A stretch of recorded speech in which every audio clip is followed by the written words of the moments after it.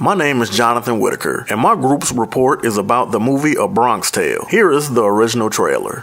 Savoy Pictures presents Robert De Niro in his directorial debut. A devoted father. This is my son, not yours. What are you gonna do, fight me? Must battle the local crime boss. Is it better to be loved or feared? I would rather be feared. It's fear that keeps them loyal to me. For the life of his son.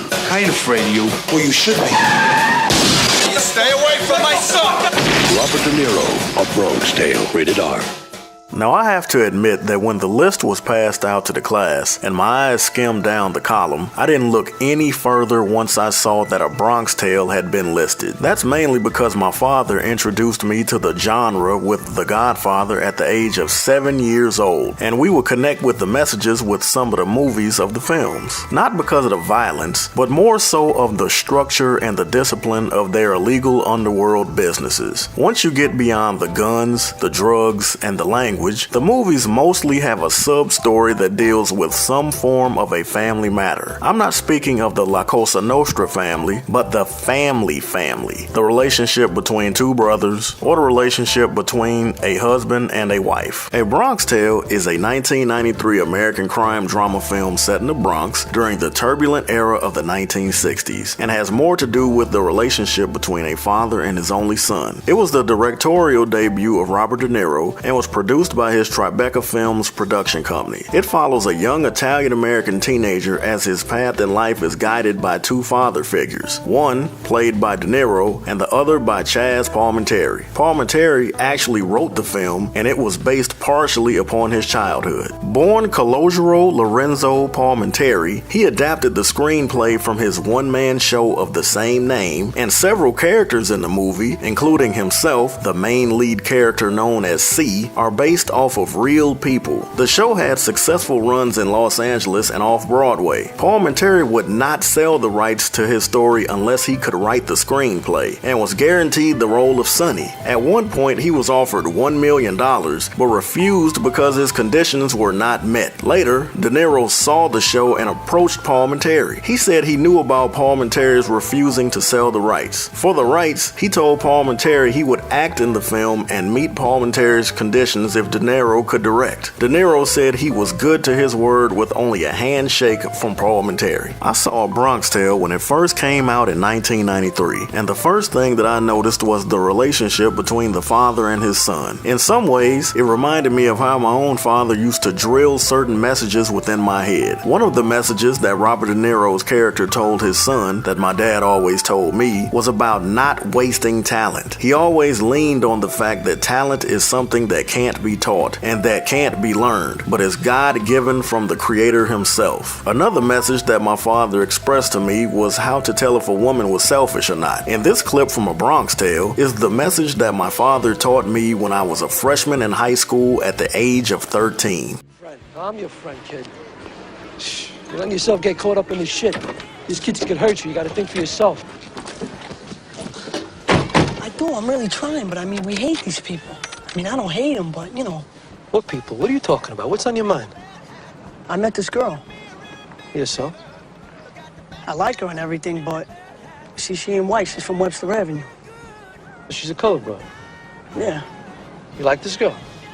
I do, but I don't want to hear all the guys. I don't want to hear Fuck their mouths. those kids. Half of them are going to end up dead or in jail anyway. Nobody cares. The only thing that matters is what's good for you and how you feel about each other. Let me tell you something. When you're alone late at night in bed, just you and her under the covers, that's all that matters, see? You gotta do what your heart tells you to do. I'm gonna tell you something right now. You're only allowed 3 great women in your lifetime. They come along like the great fighters once every 10 years. Rocky Marciano, Sugar Ray Robinson, Joe Louis. Sometimes you get them all at once.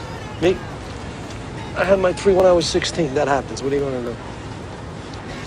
It's the way it goes, you know? I'll tell you right now. See this girl? Maybe this girl, she put wind in your sails. Maybe she's your first great one. Thanks a lot, son. I think I'm gonna go for it. She's a good kid, this girl? I don't know. I just met her yesterday, but I hope so. Here's what you do. Tomorrow you borrow my car. You don't let anybody go on. It's all right. I'm gonna lend you my car. I want you to make a good impression. You borrow my car, and then you give her the test. What, the Mario test? Mario's a fucking psycho. What do you listen to this kid for? You give her my test, you give her the door test. What's the door test? All right, listen to me. You pull her right where she is, right? Before you get out of the car, you lock both doors. Right. You get out of the car, you walk over to her. You bring her over to the car. You take out the key, put in the lock, open the door for her. Then you let her get in. Then you close the door for her. Then you walk around the back of the car and you look through the rear window.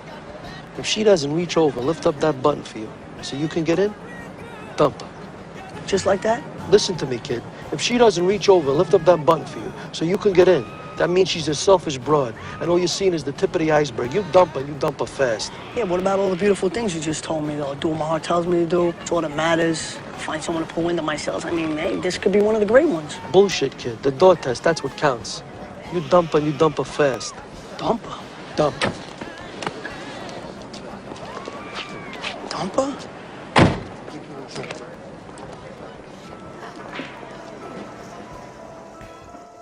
The somewhat complicated storyline of the movie is this. The year is 1960. Lorenzo Anello, who, once again is being played by Robert De Niro, is attempting to provide for his family. He lives in the Bronx with his wife Rosina and his young son Calogero, who becomes fascinated with the local mobsters led by Sonny, who, once again is being played by Chaz Palminteri. One day, Calogero witnesses a murder committed by Sonny in defense of an assaulted friend. When Calogero chooses to keep quiet when questioned by NYPD detectives, Sonny takes a liking to him and gives him the nickname C. Sonny's men offer Lorenzo a job to make more money, but Lorenzo, preferring a law-abiding life, politely declines. Sonny, however, befriends Calogero and introduces him to his crew. Calogero earns tips amounting to $600 working in the mafia bar and throwing dice, and is admonished harshly by Lorenzo when he discovers it. Lorenzo speaks severely to Sonny, returns the money, and warns him to keep away from Calogero. 8 years later in 1968, Calogero has grown into a young man and has secretly been visiting Sonny regularly without his father's knowledge. Calogero was also part of a gang of local Italian boys he grew up around, even though Sonny tries to persuade Calogero to keep away from them and focus more on his schoolwork. In this next clip, Sonny explains to C why he feels that it is more important to be feared than loved. My old man never physically said that to me, but he always had this kind of smirk on his face as if he silently agreed when we would watch this scene. Down to availability. The people in this neighborhood that see me every day that are on my side, they feel safe because they know I'm close. And that gives them more reason to love me. But the people that want to do otherwise, they think twice because they know I'm close. And that gives them more reason to fear me. Is it better to be loved or feared? That's a good question. It's nice to be both, but it's very difficult. But if I had my choice, I would rather be feared. Fear lasts longer than love. Friendships that are bought with money mean nothing. You see how it is around here. I make a joke, everybody laughs. I know I'm funny, but I'm not that funny. It's fear that keeps them loyal to me. But the trick is not to be hated. That's why I treat my men good, but not too good. I give them too much, then they don't need me. I give them just enough where they need me, but they don't hate me. Don't forget what I'm telling you. Later on, Calogero meets a young African-American girl named Jane Williams, who is played by Terrell Hicks, and develops a strong liking for her. Despite the high level of tension and dislike between Italians and African-Americans, particularly amongst Calogero's friends, Calogero arranges a date with Jane. He asks for advice from both his father and Sonny, the latter lending Calogero his car. Around the same time, Calogero's friends beat up young black cyclists passing through their neighborhood. Calogero is powerless to stop them, but does his best to defend a young man named Willie, who turns out to be Jane's brother. Willie, however, mistakes Calogero for one of the assailants and accuses him of beating him when Calogero and Jane meet for their date. In the ensuing argument, Calogero loses his temper at Willie's lack of gratitude and responds by addressing him with a racial slur. Fuck you, you fucking nigga! But then instantly regrets it. Heartbroken, Jane and Willie walk back to their car and leave Calogero.